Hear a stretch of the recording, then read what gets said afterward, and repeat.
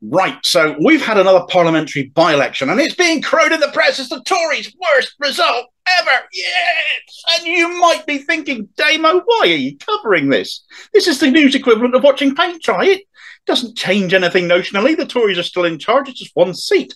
But actually, it's the media narrative I want to focus on here, because it's all designed to make you think Labour are doing so much better than they actually are, that the Tories are being crushed into the ground underfoot, and you'll vote according to establishment wishes when the worm has turned on Sunak and Co. Because everybody likes to back a winner, don't they? And so if Labour are set to win, and everybody in the media is telling us they're bound to win, they're on course to win, landslide victory and all of that gumph, then people tend to want to vote Labour to back the winner.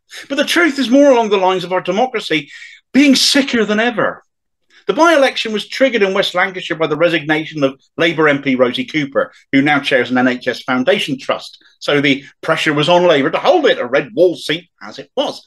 Well, it was held comfortably in 2019 when Cooper retained it with more than half the vote. She only lost some 7% of her vote share from the high she got in 2017, and was still higher than her 2015 result under Ed Miliband, where she won just under half the vote, before the Corbyn bashers sniff opportunity to troll, of course.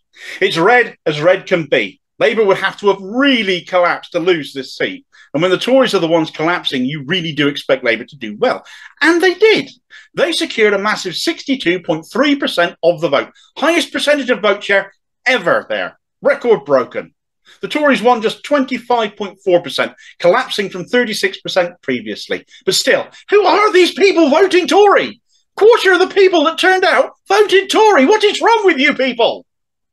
Results like that, though, should still be making the Tories very nervous. None more so than Rishi Sunak when the 1922 committee is set to allow a no-confidence vote should the May local elections be catastrophic for their party, well before his one-year grace has expired. But this isn't really the whole story, because percentage of vote share tells you absolutely nothing about the turnout. And that, despite some media outlets saying was within normal limits, really wasn't.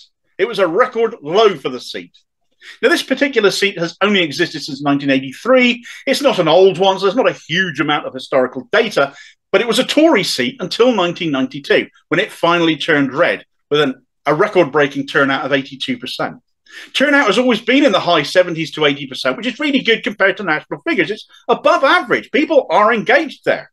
The exceptions to that being, oddly enough, when Red Tory Tony Blair came in. The landslide of 1997 saw turnout fall 8% here, from that 82% all-time high to 74%.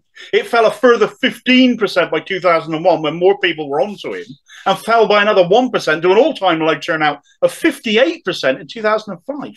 Right-wing Labour leaders put people off voting. They're not popular, and so it goes with Keir Starmer, as the turnout in this by-election was just 31.4%.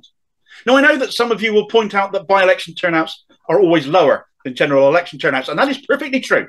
And you can make some allowance for that, absolutely. But here we've had a 40.7% drop in turnout as a percentage. And by the numbers, that's well over half. In 2019, 52,600 people turned out to vote in West Lancashire. In this by-election, just 22,600 people did. Down by more voters than turned out. You can talk percentages all day long, but when that is reflecting such a poor turnout, even when it's an opportunity to send a message to these awful Tories and really bloody their noses, really stamp their faces into the floor in the times that we're living in, the harm they've inflicted on us for 13 years, large numbers of Labour voters didn't bother, and you need to ask why. And the why to me is there's no functional difference between the Tories and Labour anymore, and plenty of Labour voters see it. Labour just stand for more of the same. In 2019, over 27,000 people voted Labour in West Lancashire. This time around, just 14,000 did. The percentage gives you the impression this is a party on the rise, when actually apathy is. It's worth pointing out that Labour's percentage of vote share this time around was only 3% higher than Labour got under Corbyn in 2017, despite more than twice as many people casting a vote for Labour back then. You can't write that off as standard by-election turnout churn. It's worse than that. Functionally, though, it's good enough for Labour. They don't care if turnout is low under Starmer, because the percentages are what count.